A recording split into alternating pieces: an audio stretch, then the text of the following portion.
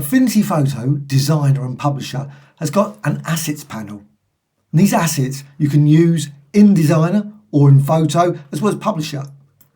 Simply just drag from the assets panel, which you can find in the window menu, and you can just use multiple times. But how to use it, say in Photo. So you've got this design, you really love this design. Well, you can go to File and Edit in Photo. That's one option. But what you can also do is you can go to the assets panel, go to the category that you want to use, Doc Designs in this case. Go up here and use this menu here. Click here and then you can go down here to Link Category.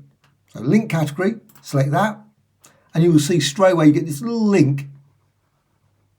And if I click here, now you can see I've got some others as well, but that's now linked. So I can now go to Photo. So let's just go to Photo. And in Photo, you see I've got some designs there. Let's just remove those. And I can go up here and you can see the ones I've got. And there's Dot Designs. That wasn't there before. So Dot Designs, you can now see it in my assets. And I can drag it over, all the various settings, apply it multiple times, create all kinds of designs. And I can do exactly the same with Publisher as well. So I can actually create designs in here, then save them to this dot design. So let's just quickly create something. A dot. Let's just create a dot design. So nice circle. And in red. Got this. Obviously you can create that very quickly in Designer as well. With that selected, simply go over here, add from selection. And you can see it's added there.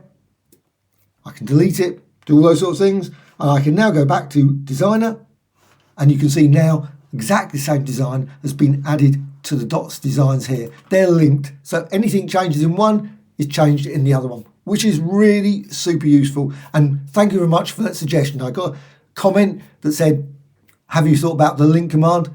Brilliant. What a great feature. So thanks for that. If you've got any questions, please let me know in the comments below. Always great to hear from you. Also, a like or dislike, always appreciated. Also, please subscribe. Thank you much.